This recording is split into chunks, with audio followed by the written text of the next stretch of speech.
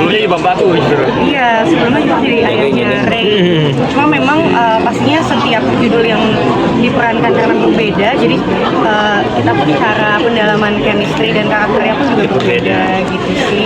Dan seru banget sih, tetap rasanya tetap hangat, tetap kekeluargaannya kuat banget. Itu sorry ya, kalau di Bandung sendiri main film sama Kadin. Oh ya, seneng lah sama.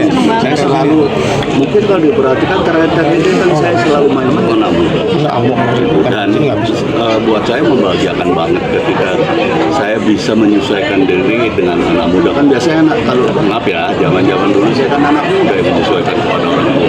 Tapi enggak lah, kita hidup di dunia ini seperti itu. Jadi ini maaf ya, agak sedikit, ini bukan politis sebetulnya, sosial. Jadi gini, saya tuh hidup di Orde Baru. Bagaimana di Orde Baru itu anak muda tidak dipercaya oleh yang tua. Bahkan organisasi pemuda itu yang memimpin orang tua, ya kan? Nah, itu membuat saya dendam. Bukan dendam dalam artian negatif, tapi aku bisa justru bikin terbalik. Gue bisa belajar dari yang muda. Bukan hanya orang tua yang bisa ngajarin anak muda, tapi anak muda juga bisa memberi pelajaran kepada kita. Itu yang membuat saya selalu bahagia gitu kalau ketemu anak muda. Nah, asik. Gue pasti udah banyak hal. Seenggak-enggaknya mungkin gaya-gaya mereka. Jadi kita juga bisa menyesuaikan diri dengan mereka, hal kayak gitu. Jadi ya saya selalu bahagia dan saya berpikir seperti Warkop dulu. Ketika kita bekerja dengan bahagia, insya Allah dampaknya juga akan membahagiakan.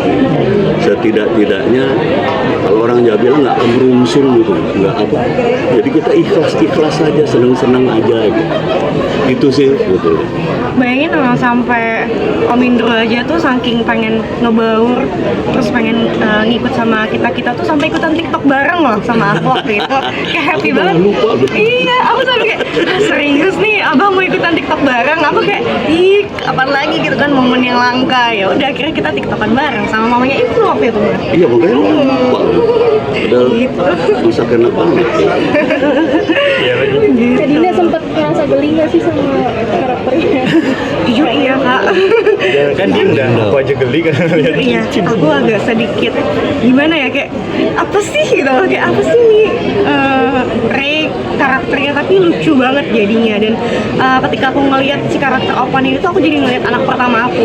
Soalnya bener-bener kayak duplikatnya Ray banget tuh di situ ya, di karakter itu. Dan sebenarnya bisa jadi mungkin ini akan jadi apa ya, sesuatu hal yang orang-orang jadi pada tahu karena karakter aslinya Ray di rumah itu tuh ada sedikit tampilannya dikit.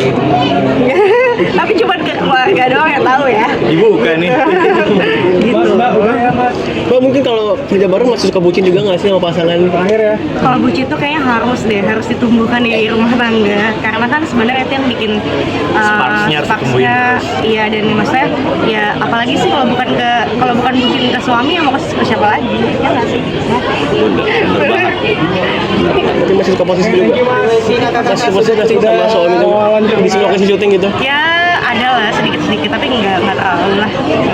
Oke. Terima kasih banyak.